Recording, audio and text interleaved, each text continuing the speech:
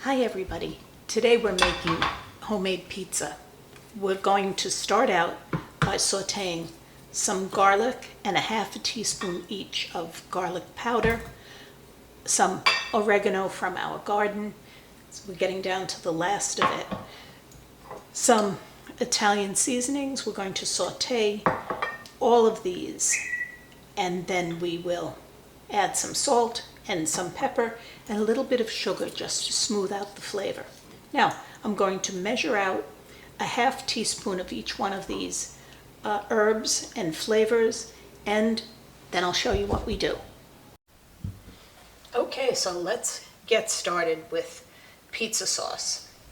I have a little bit of oil in the pot, and I'm going to squeeze in one garlic clove and just saute the rawness out of it. That'll take less than a minute. And we just want it to not be that raw blast of garlic, but we'd like it to be a nice roasted taste. Now, I've measured out by half teaspoons. I've measured out some garlic powder, half a teaspoon of salt, half of just black pepper. This is some Italian seasonings. If you don't have the Italian seasonings, you could use herbe de Provence, which might have a little bit of lavender in it, or you could just use some basil, some oregano, some thyme. And this is the oregano from our garden. Now I'm just starting to smell the garlic fragrance, and I'm going to quickly add all of these herbs and the salt and pepper just until they bloom. I'm going to lower the heat because we're cooking very rapidly. You'll see the herbs are starting to absorb all of the olive oil, which was really very little. It was maybe about a tablespoon of olive oil. Now, just when it starts to smell and become that fragrance that smells a little bit like pizza, I'm going to add tomato sauce. And you'll see I still have the coating on the tip of the paddle. I'm going to stir in and have this on very, very low. Now I'm going to add the scrapings from the can, but I'm not going to add any additional liquid because I really want this sauce to be nice and thick. Now, we usually make our own pizza, and it's not a small thing. In this house, it has to start with our making the pizza dough. So this meal actually started yesterday. Many markets sell perfectly fine. In fact, the dough that they sell to make pizzas is quite delicious. So have some hanging around if you think you might want to make your own pizza. You could also use English muffins and dress it up with your own homemade sauce.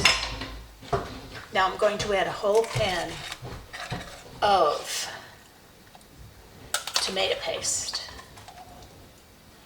a tiny bit of sugar.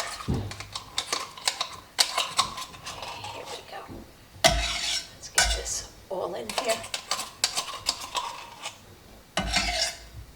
This is going to cook for about an hour till it gets nicely thickened, and I will taste it several times during this hour just to make sure that the flavors are coming together. I'll correct it with salt, pepper, or any other herb that I think it should need. Now, I've added the tomato sauce and the tomato paste, and I'm going to add 1 can's worth of water. There you go. Well, here it is, an hour later. We've cooked down the sauce. I did add a teaspoon of sugar, and the house smells like a pizza parlor in Manhattan. So I shaped out one lump of the dough. I have 2 sourdough pizza crusts made, and I'll show you how to do this with the next one. But it's sort of a 12-inch round, and it's kind of thin. It's a Neapolitan pizza. It'll come up to be not puffy, it'll be crisp and just delicious. So I'm put a little bit of olive oil on it, and we cook the sauce for an hour. Look how nice and thick it is. It's going on, and it won't make the crust soggy. I'm going to get it right up to the edges. The edges will puff, and we will have really delicious pizza. Now Ken is warming up the pizza stone on the outside grill, because it has to go up to like 500 degrees, and that's really just too much for indoors in the summer.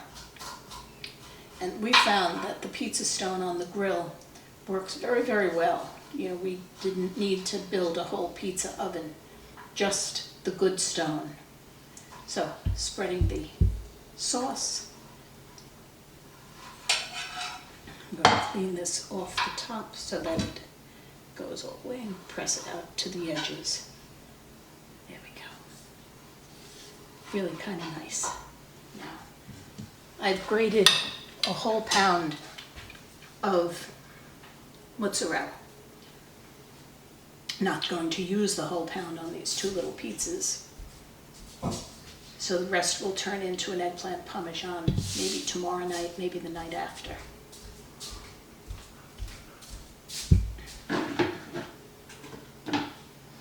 And that's really all we're going to do with this. Move the cheese around. You could put some pepperoni on it if you want. You could put some kielbasa if you happen to have that. Some leftover meatloaf, whatever you have. Whatever you might top your pizza with when you order it from the shop for delivery. Now here's the trick. This will slide right off. Do you see it moving? I've put some cornmeal down so that it slides, and it will go right off this peel onto the pizza stone, and it will come off the pizza stone as well. We'll show you how that works. Now, let's shape the other pizza dough. I'm going to put a little bit of cornmeal on the peel, spread it right around to the edges, and here's my dough. You know, you always see the pizza guys throwing the dough up into the air. My sourdough doesn't work like that at all. I'm going to use my imagination about what a circle looks like. I'm going to press this down and out with my fingers, and then I'm going to get my handy dandy rolling pin so that the center of it is the same thickness. The recipe that I use is for the pizza dough is the King Arthur sourdough pizza crust. You could do it in the morning and have a really great pizza crust for lunch. I make it the night before and put it in the refrigerator after about 4 hours. It slows down the rising process, and it makes it come together with all of the sourdough's sourness that stands up very nicely to the strong pizza sauce. So this one's going to have a little bit thicker of an edge than the first one, because I think sometimes that's exactly what you want on a pizza crust, right? There we go. It doesn't have to be round. You could use it and make a Sicilian pie. It could be a rectangle. You could pat it into a pan if you don't have a pizza stone. But you do need something under it to keep it from, to keep the sauce from leaking all over the oven. And I'm just going to work it gently to the edges. And you could tell it's elastic and it holds its shape. And I could pick it up, and you see the cornmeal on the bottom, so that it's still moving around on the peel. It's stretchy and it holds its edge, which is exactly what you want.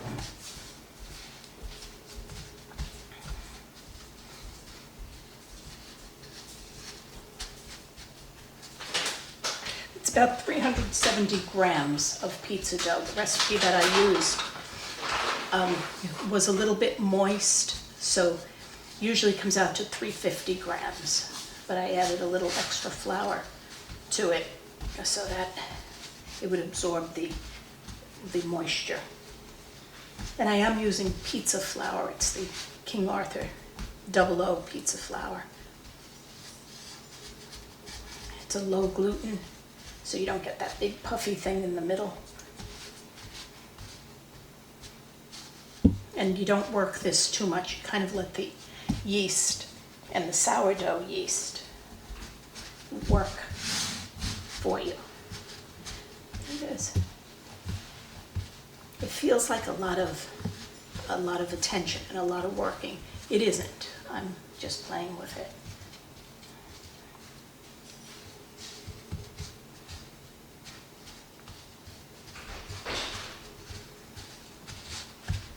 Stretch it and stretch it and stretch it some more. Press it down. Stretch it, stretch it. And if you have any sauce left and cheese left, save it for another meal. That's really all there is to it. You could take a shortcut and buy pizza crust. You could make this sauce on a piece of Italian bread. Ciabatta would be particularly delightful. You can make like a hero pizza.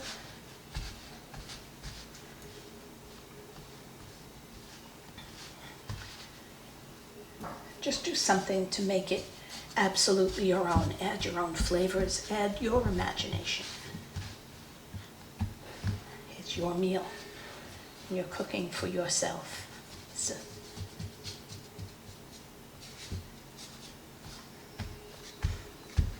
what makes it so neat.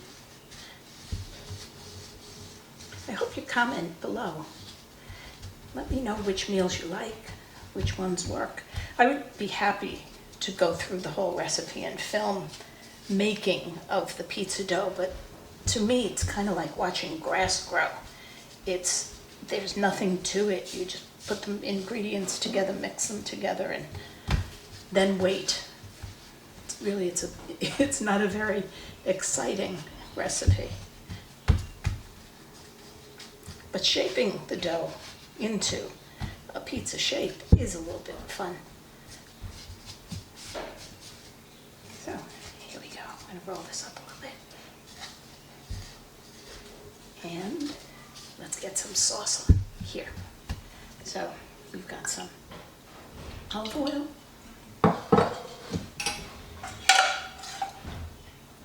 Nice scoop of that delicious pizza sauce. It really does smell like a pizza parlor in here.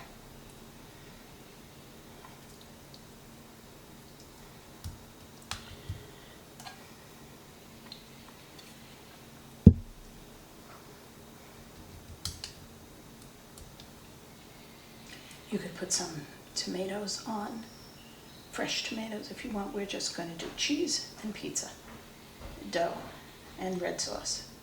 That's it.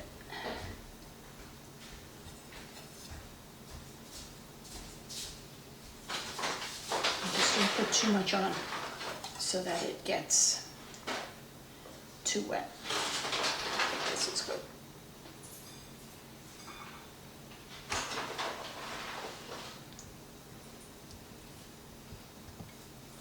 The This one has a little more sauce on it than the first one. A little bit over the edges. And we still have enough for 2 more pies.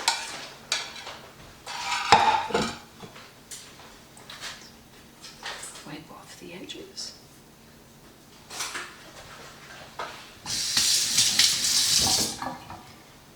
And add the cheese.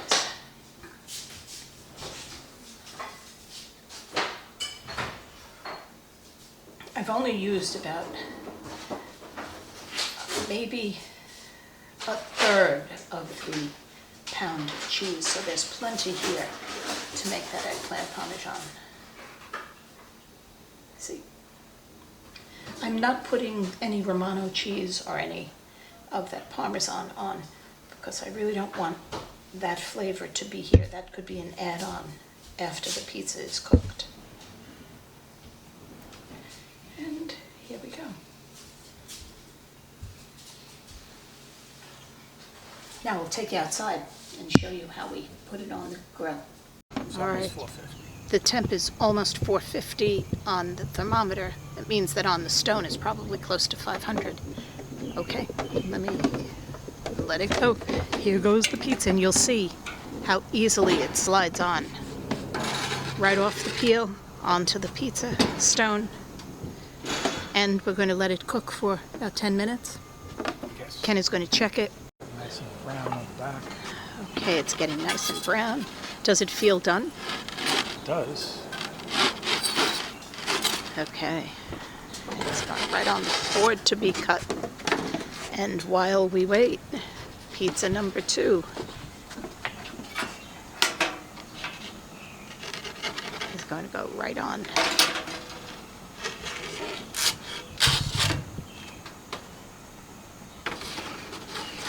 Whoops. Ooh. And there's pizza number 2. So about 10 or 12 minutes at 500. This is the pizza. It looks perfect, and listen to it cut. It's crisp on the bottom and cooked all the way through. The cheese is all melted. The olive oil has come up and through. The sauce smells great.